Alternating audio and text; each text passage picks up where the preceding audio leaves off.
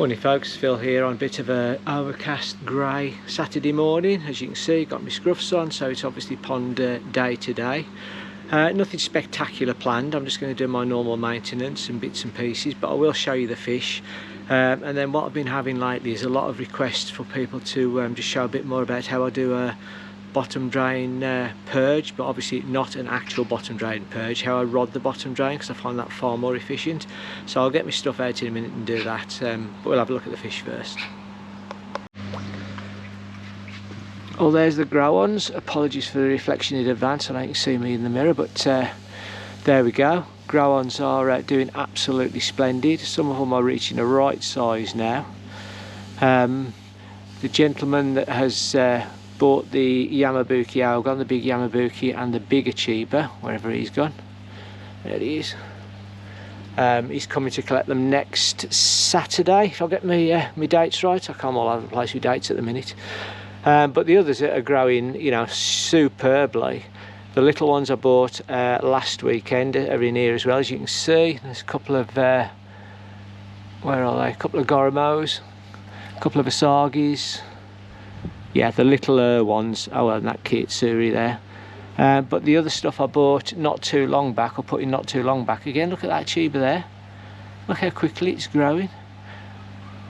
That Yamabuki there at the back with the Aragoki scales, Claire wants to keep that one, so unfortunately that one's not up for grabs. But if anybody's interested in any of the others, I'm just going to grow them on until somebody wants them, basically. So, but I mean, if you want them at this small stage, just drop a note in the comments, because they say all money goes to charity.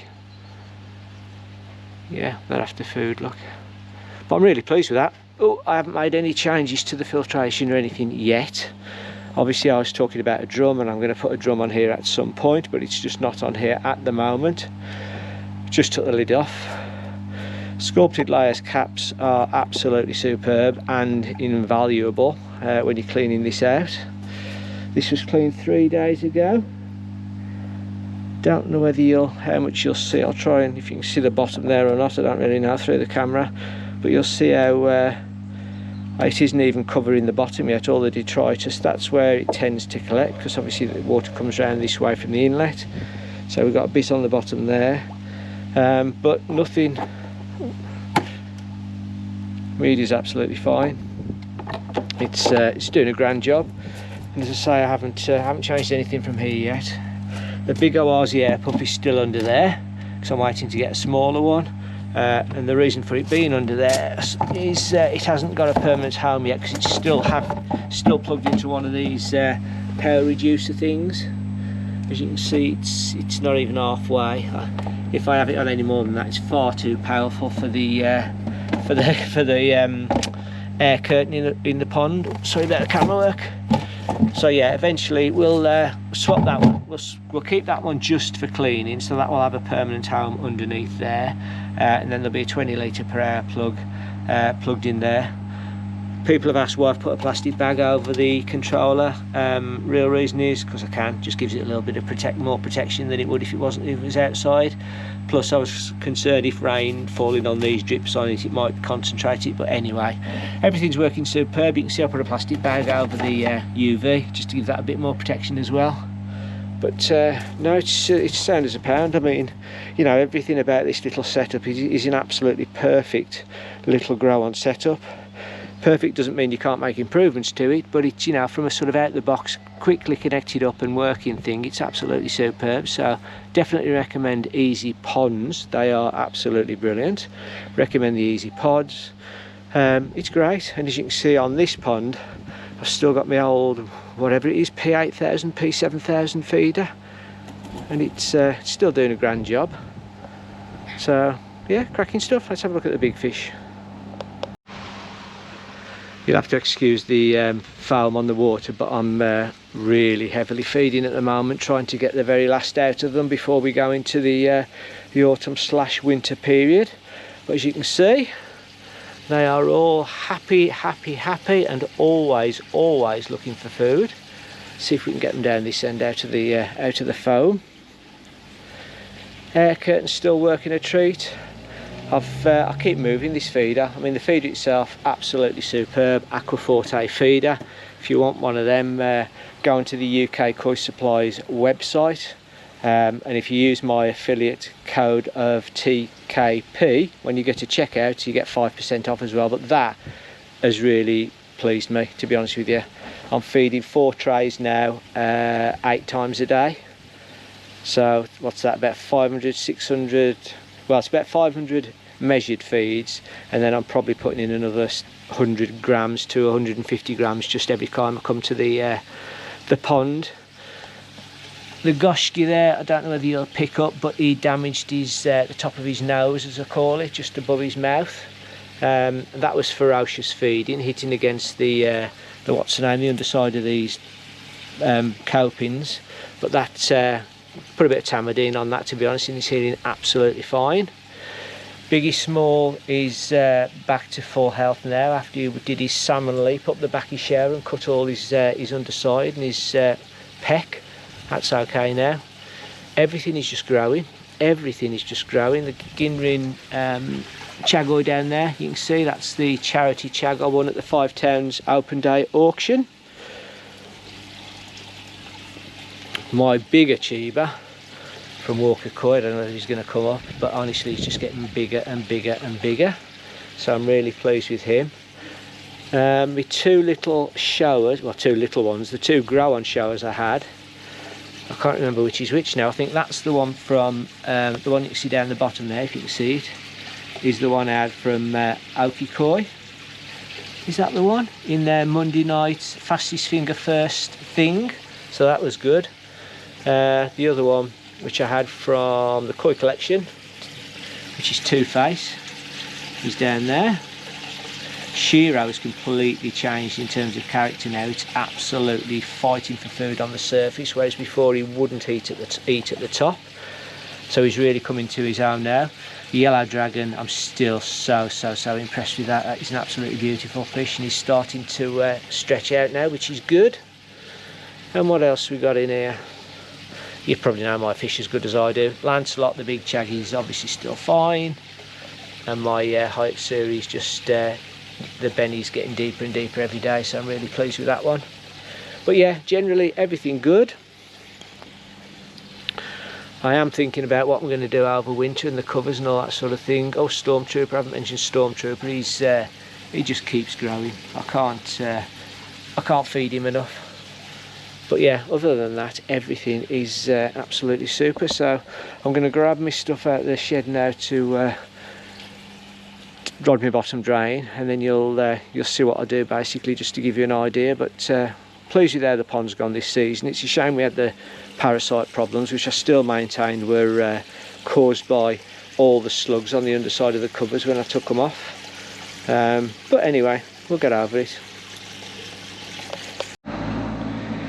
Right, so here we are, sort of nearly set up. So bog standard Karcher jet washer thing with the normal handle.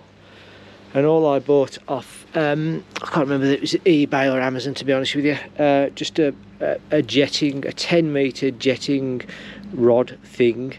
It comes with about 3 different heads that just screw in, but I've found this one with the 3 holes going backwards and the 1 going forward is the best for my pond. It sort of sucks itself down nicely. You'll also see, I don't know whether you've watched me do this before, this line is actually marked. So what I did was I laid this out, I laid this out flat on the garden, and I measured what the distance should be from the bottom drain to the back up to the top of the rodding point, and I marked it with tape, so I know when I'm pushing it down, I know whereabout I am. So the first blue tape is, if you like, all clear. That I think that goes down to about just before I get to the bottom drain. This one should be the lip of going into the bottom drain, and that one is the center, you know, the post of the bottom drain. But when I've got it going, I'll show you how I can hear it coming through the bottom drain anyway, so you might be able to hear that. But that's it, just a 10-metre What I have done is, when you put this together, there's quite a big gap there, so I've just put tape around it, wrap tape, to try and make that a little bit smoother for running in and out of the pipes. But other than that, bog standard, that just fits straight into the cartridge. So I'll get myself completely set up and then I'll come back to you. One thing I forgot to mention, if you have one of these Oasis units, or even the little one, what I highly recommend is getting yourself a spare set of screens. So these screens basically came out 3 months ago, and they were sat in limescale remover for 24 hours overnight, and then I bleached them for 24 hours, and then they've just sat in a box in the shed waiting for their replacement turn. So when I've jet washed, when I've rodded this, the amount of gunk that comes out into the drum and onto the inside of the strainers that are in there at the minute is quite unbelievable. So I'll leave it running for a bit, and then when it's all stopped coming out, I'll basically take the screens out one by one, which again I'll show you. But everything's ready in there. There's nothing really much to show, but anyway, I'll get set up. It's going to be difficult to do it and film it, so it's going to be a bit bitty, and I'll have to keep swapping back to you, but you'll get the gist. So I have a real problem with black fly larvae, which I think I've documented before. We're coming to the end of the season now, so I changed these strips, sticky strips, last weekend, so that's a week's worth. But what I've also done is the rodding point, I just cover it over with a cloth with elastic bands over it. There you go, and you can see possibly some of the black fly larvae in there. So the cases anyway, and that's what causes me the problems. That's why I have to keep rodding my blooming drain, because of those little flipping things. But anyway, so that is the end that goes down the drain. Very simple process.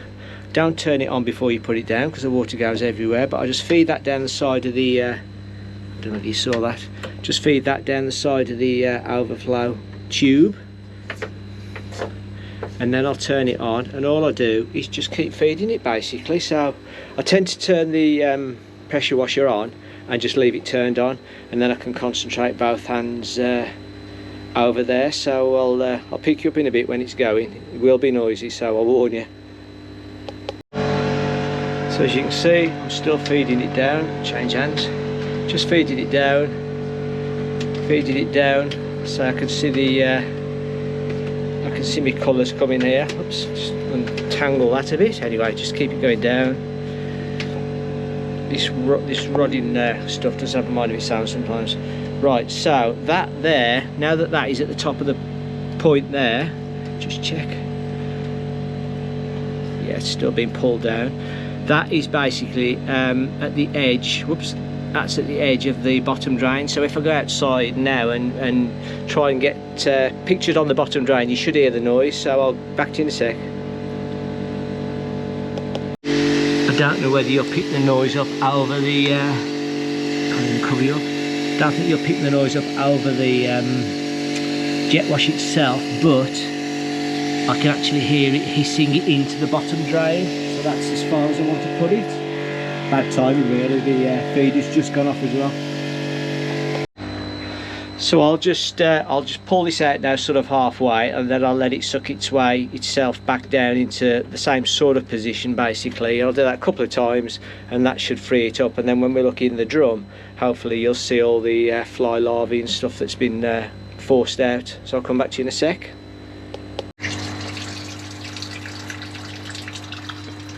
I can normally tell how much stuff is coming out of the is being forced out of the pipes by the amount of times the drum starts cleaning while I'm actually doing this, because I leave the drum and everything turned on, and if it's really bad, the drum will start kicking in sort of every 5 minutes, because there's big tennis ball sized lumps of larvae cases coming through. But not been too bad today, because I did it must have done it about 6 weeks ago, so I'm not really expecting a lot today, but you will see some. So I've done it down the drain and back twice. So this is just the last little bit pulling out. If I leave it on when it's I mean, you can see, hopefully, probably you can see the black fly larvae on the tube. Don't know whether you're going to get that wriggling about. So yeah, it's definitely does a good job. So it goes outside. So what I also do while I've got all this out, just move that out of the way, is take the lid off here, and I take one or two of the filter covers out, and I'll actually rod through the drain that way just to make sure that's perfectly clear. So I'll do that next, and then I'll come back to you. So what I get coming through the pipe, if you can see that, is just great big lumps. This is a small one, to be honest with you, but great big lumps of fly larvae. So that's all come out the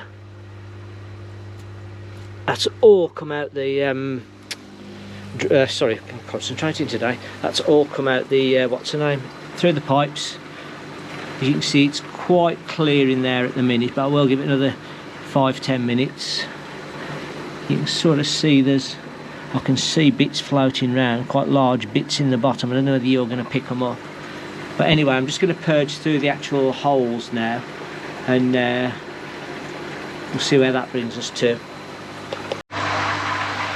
So the key with changing the screens over is not to do it too quick after you've done this. I don't know whether you'll be able to get in the light, but I'm just still furking out big golf ball sizes, not tennis ball sizes this time, but golf ball sizes that keep coming through the filter. So it obviously loosens it on the walls of the pipe, and then it comes through. But you can probably see how dirty the bottom of the inside of the filter is anyway. So I'm going to put this one back on. I'm going to leave it for sort of 10-15 minutes, so it's had at least one more wash, and then I'll go around and just swap those screens one at a time with those screens over there. It's ever so easy. I can't do it one-handed, it's not that easy, but basically the screens just go inside. I'm not going to do it one hand, and they clip under with two clips on there, and then you just turn those things on the top, and that's your screen back in. You just need two hands, that's all. So I'll put this one back in, and I'll come back to you when it's all done. The new screens are on now, they're all in place. I have given the sides a bit of a jet wash, given the strainer mesh over the pump a bit of a clean, put the rubber boot back on the spray nozzles, so you can see the spray nozzles are under there, and they're the dirty filter sets. Now when I say dirty, they're not like clogged up fully with gunk, it's just that they you know, the fine particles will start blocking the holes eventually because they are so fine. So they'll be now jet washed, and then they'll be put into a bucket of descaler and then a bucket of bleach for 48 hours, and that'll be them done. They'll be dried off, jet washed off again, put back in the box. Where are we, September now? I might put them in end of December just to see what the state are, but you don't need to really do it. It's just I just recommend it because it just keeps everything tip top basically. So there you go for now, back to you in a bit. Right, just very quickly folks, I think I mentioned earlier that the gentleman from Sculpted Layers sent me one of his sieve filters. So this is the item. I've just swilled it off with the hose pipe, just you might wait. But anyway, so I gather these just literally fit straight in there. Just do the other hand, I can't do anything left-handed, but there you go. So I believe they just sit in there like that, and their whole purpose in life is to filter out the fines. So as I think I said earlier, the big particles get stuck right down the bottom there, but the fine particles are pulled through the media. There we go. You see how good that one fits. Pull through the media, and then obviously I think they go out into the middle section and then down and back into the pond. So having that there to get the fines is there we go, one-handed, is hopefully going to clear the water up a little bit more. So I'll leave that for a couple of hours, and then I'll come back and have a look at it and see how much it's captured. But really interested for this because it's again it's another mechanical way of keeping the fines out of the pond. So it's had good reviews from everybody I've spoken to, so let's see how it performs.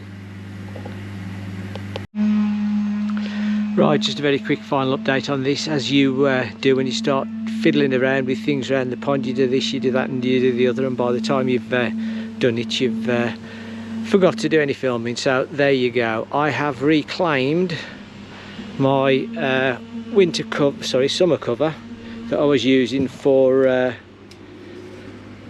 the half of the grow on tank. So I had one sheet of this, sorry, I had some little bits of this mesh left, and Scrag had one of these for his grow on, but he's done different things with it now, so he's given me this back actually.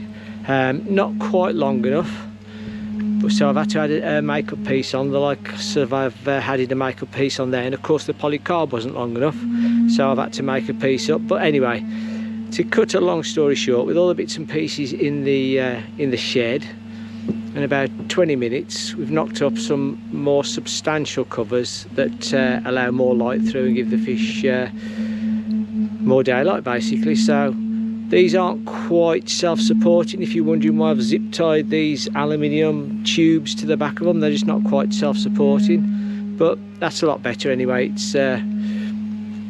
It still gives them a bit of cover up here if they want to sort of come and cover, but it will let some of the sun through until it starts going green. But yeah, there you go, cracking. So that's it for today. Sorry it hasn't been very exciting, but hopefully better things to come. I'm sure we're due another couple of road trips or something soon. These are alright, they've just been fed. So yeah, I'll leave you on that note. Take care. Thanks for watching.